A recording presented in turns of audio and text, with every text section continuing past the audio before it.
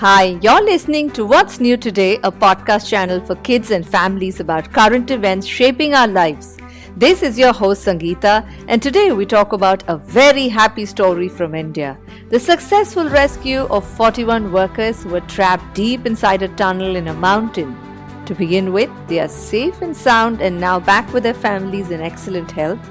But let's go back a few weeks and start the story from where it all began. The mighty Himalayan mountains run across the northern state of Uttarakhand in India.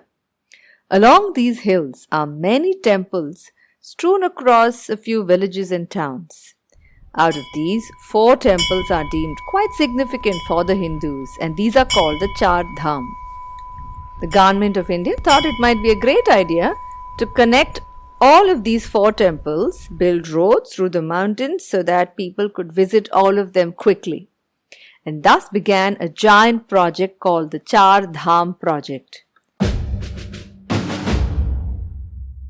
There was of course the tiny matter of connecting mountains, which meant boring holes through these hills, building tunnels for vehicles to quickly get across from one side of the mountain to another.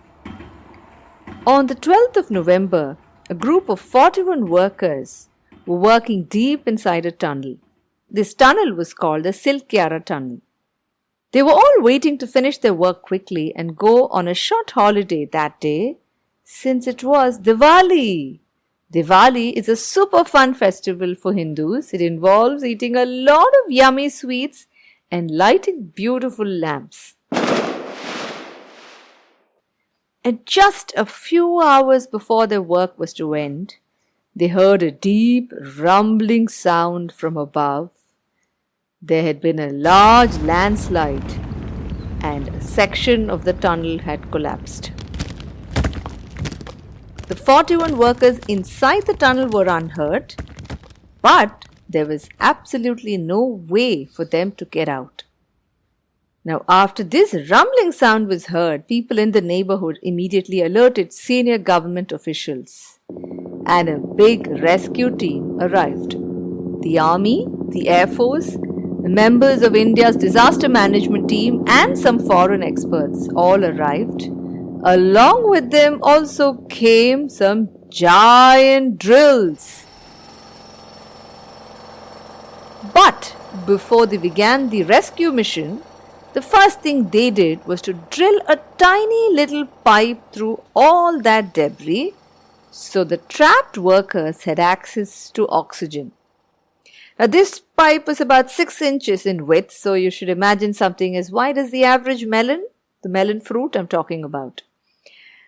They also started sending some dry food like biscuit packets and some bottles of water and sometimes even some fresh fruits wrapped in covers so that the 41 workers trapped inside has something to sustain them.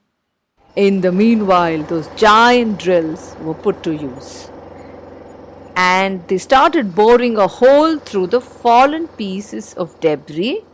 By they, I'm referring to the rescue workers outside. So they wanted to see if they could create a large enough hole for the trapped people to crawl through all that debris and come out. When they thought they were pretty close to clearing all that debris with a giant drill working day in and day out, and they were just a few meters away from clearing the final chunks of debris, the blade of the giant drill broke. Now what to do? So the first thing they had to do was to buy some more time for the 41 workers stuck inside, right? So they drilled another pipe through which they started sending freshly cooked warm food every day. And to also ensure that the 41 workers were not too scared, they sent a walkie-talkie phone and a small camera through the pipe. After many days, the trapped workers got to speak to their family members and the rescue workers from outside.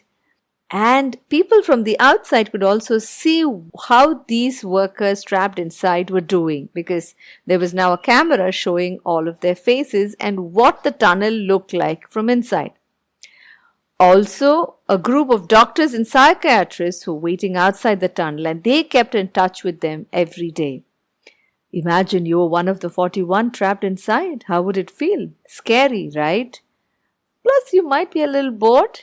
But guess what the 41 workers did inside the tunnel? They did daily yoga exercises to keep their mind and body fit, and they managed to play a few games of cricket inside the tunnel. There was a bit of space. I don't know if it was large enough, as large as your regular cricket pitch, but there was some space, I'm told. And I also doubt if they had a cricket bat handy, so I'm guessing they fashioned something, some large piece of stone from the debris as a cricket bat, and maybe they used some tiny pebbles for a cricket ball. Well, now while all of this was going on inside the tunnel, someone from outside suggested, let's get another giant drill flown from somewhere far away so we could finish the drilling. They did try that too, but it didn't work. And finally, guess what really helped? A group of rescue workers who were also called rat hole miners, they suggested that they could help clear the final pieces of debris. Now, rat hole mining is something that you normally see amongst coal miners. So what they really do is to dig a small hole that's just enough for one person to climb down and dig coal from deep within the recesses of earth. Except in this case, the rat hole miners here were going to make a tiny hole just enough for a person to go down and clear the last pieces of debris with their hands. Whoa! So they said, no need of bringing any more giant drills. We'll do whatever it takes to clear those pieces of debris. And that is just what saved the day. Those wonderful rat hole miners cleared all the debris in a few hours.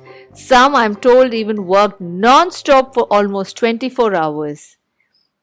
All 41 workers finally were brought out of the tunnel, and they were given giant bear hugs and plates of hot and freshly cooked food. I hope you like the happy story here, but I leave all of you with one thought. Do you really think boring holes through mountains is a good idea? Will you let me know what you think? Now, if you're listening to this on Spotify, you can find a question right below, and you can leave your answer there by clicking this button called reply.